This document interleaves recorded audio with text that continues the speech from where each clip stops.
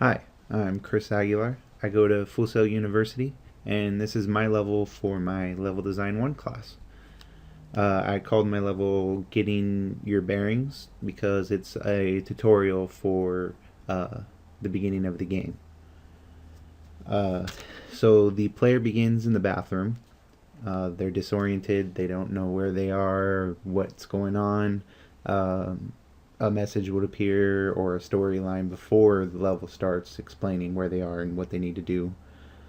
When creating the foliage for the level, I was going to get something really fancy and stuff like that. I added this grass all around the level, but whenever I tried to rebuild the lighting, it took a very long time, so I decided to hold back a little bit on that. Throughout the level, you have to collect 5 different crates so that you can open the gate so you can continue on the level. I had a little difficulty finding a really good mesh to use. Ultimately found this crate that I can use. I found setting up the glow trigger for these when you approach them to be kind of difficult, and I had to stray off of what the video initially had, but ended up working out the way I wanted it to work out. There'll also be, since it's the practice level, little guys here that you can shoot down, like target practice, so they can practice their shooting. They'll come back up once they are hit down. I had a difficult time again trying to find the right mesh to use, but this statue ended up working out really well. Finding the right locations to put those target practices was a difficult process as well, to make sure that the player is drawn to them, to that area, so that they know they can shoot them, and to guide them around the level a little bit, as well as those glowing crates. In the initial safe house area, I also added health and ammo pickups, as well as a vehicle so that they can drive out. And I also hid items around the level, which I found to be pretty fun on my end because it's kind of like an Easter egg hunt. It's one of my favorite parts actually of designing the level, was hiding some of these items from the player. So when the player first goes out the gate, to the left they have the road blocked by rocks, which I made to appear as if a rock slide had initially occurred. If I had more time, I would have actually made a matinee sequence where the rocks do actually fall and they can visually see them.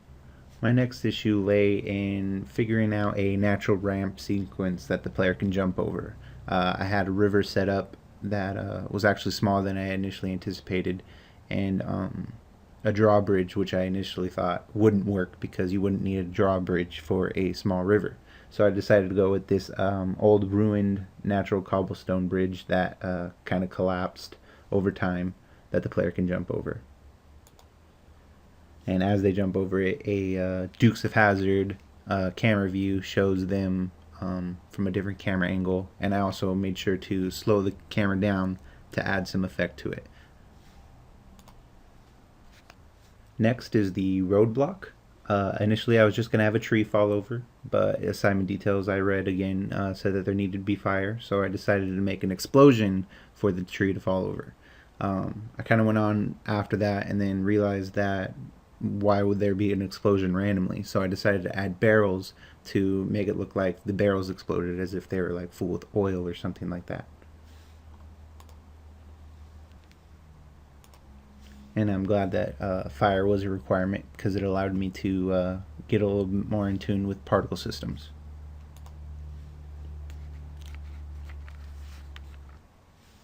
Next sequence is trying to find a way around the roadblock. The player can see to their left there's some health and ammo crates. I used that to attract the player's eye to the little opening so that they can get to the swimming sequence. I had to make the hole narrow enough so that a vehicle can't pass through and they have to abandon the vehicle. At that same spot I also have a checkpoint, that way when they die at a future part, which is going to be a lot harder, they don't have to start at the very beginning of the level.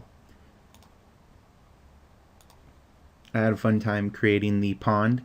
I added a waterfall effect and made it really rocky. Looks kind of like an oasis. I was also sure to add sound for the waterfall to add effect. As the player comes out of the pond, they see the enemy compound, which I had to make sure to look different than the safe house compound. It's the same floor plan, but I changed some textures around, made it a little bit more grungy feeling, a little bit more scary. Around their area is also bots. I decided to name them Lock, Shock, and Barrel. One bot has a link gun that they shoot at him. The next one has a shock rifle, which is actually the hardest, I think, of the three, and then the third one has the rocket launcher. Throughout the level, I needed to make sure to set up barriers and things that the player can hide behind. Otherwise, it would have been too difficult because the player would have died way too easily, 3 against 1. I made sure to include 2 path nodes for each bot, and they kind of pace back and forth. That way they're not just always running around chasing the player, because that would have been way too difficult as well. Finally, once the players can either defeat or somehow get past the bots and enter the house, there's a glowing box on the floor, which player instinct would be to go and grab it.